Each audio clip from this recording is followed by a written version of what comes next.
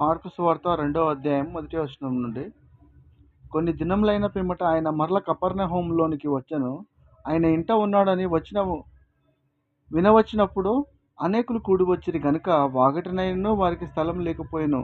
ఆయన వారికి వాక్యం బోధించుచుండగా కొందరు పక్షవాయువు గల ఒక మనిషిని 4 చేత మోయించుకొని ఆయన యొద్దకు తీసుకొని వచ్చిరి. చాలామంది కూడి ఉన్నందున వారు ఆయన యొద్దకు చేరలేక ఆయన ఉన్న చోటికి పైగా ఇంటికప్పు విప్పి సందు చేసి పక్షవాయువు గల వానిని పరుపుతోనే దింపిరి. యేసు వారి విశ్వాసము చూచి, కుమారుడా, నీ పాపములు క్షమింపబడి ఉన్నవని పక్షవాయువు గల వానితో చెప్పాను. శాస్త్రులలో కొందరు అక్కడ కూర్చుండి ఉండిరి. వారు, ఇతడు ఇట్లెందుకు చెప్పుచున్నాడు? దేవదూషణ చేయుచున్నాడు గదా.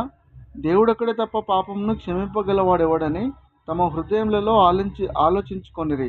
వారు తమలో తాము ఇలాగున ఆలోచించుకొనుట యేసు వెంటనే తన ఆత్మలో తెలుసుకొని, మీరు ఇలాంటి సంగతులు మీ హృదయములలో ఎందుకు ఆలోచించుకొనుచున్నారు?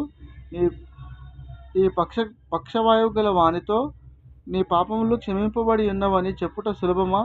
నీవు లేచి నీ పరిపెత్తుకొని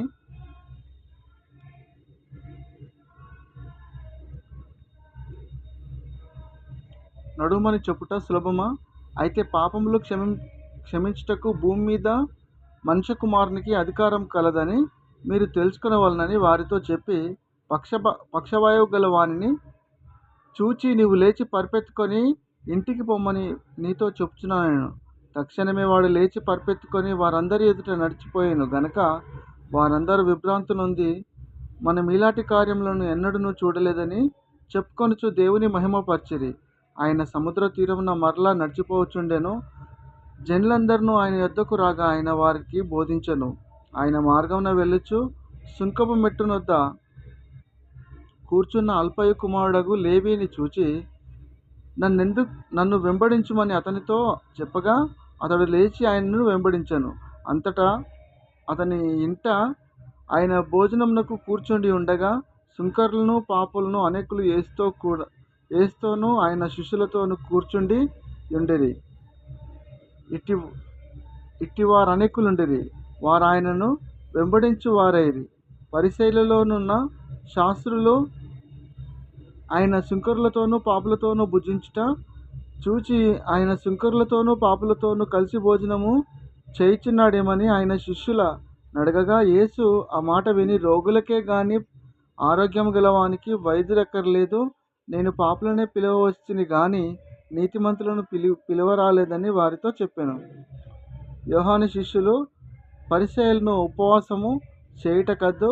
వారు వచ్చి యోహాను శిష్యులను పరిసయ్యుల శిష్యులను ఉపవాసం చేయుదురు గాని నీ శిష్యులు ఉపవాసం చేయరు.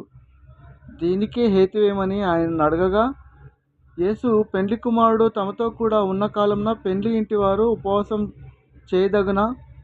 పెండ్లి కుమారుడు తమతో కూడా ఉన్నంత కాలము ఉపవాసం చేయతగదు గాని పెండ్లి కుమారుడు వారి యొద్ద నుండి కొనిపోబడు దినములో వచ్చును. ఆ దినములలోనే ఉపవాసము వారు పావాసము చేతురు. ఎవడును పాత బట్టలకు కొత్త గడ్డలకు కొత్త గుడ్డ మాసిక వేయడు. వేసిన ఎడల ఆ క్రొత్త మాసిక పాత బట్టను వెలితిపరచును, చినుగును, మరీ ఎక్కువగును. ఎవడును పాత తిత్తులలో కొత్త ద్రాక్షరసమును పోయడు. పోసిన ఎడల ద్రాక్షరసము ఆ తిత్తులను పిగుల్పును, రసమును తిత్తులను చెడును. అయితే క్రొత్త ద్రాక్షరసము కొత్త తిత్తులలో పోయవలనని చెప్పాను. మరియు ఆయన విశ్రాంతి దినమున పంట చేలలో పడి వెలుచుండగా శిష్యులు మార్గమున సాగిపోవచ్చు వెన్నులు త్రుంచుచుండిరి. అందుకు పరిసయ్యులు, చూడుము, విశ్రాంతి దినమున చేయకూడనిది వారెలా చేయుచున్నారని ఆయనను అడిగిరి. అందుకు ఆయన వారితో ఇట్లనెను, తన్నును తనతో కూడా నున్న వారును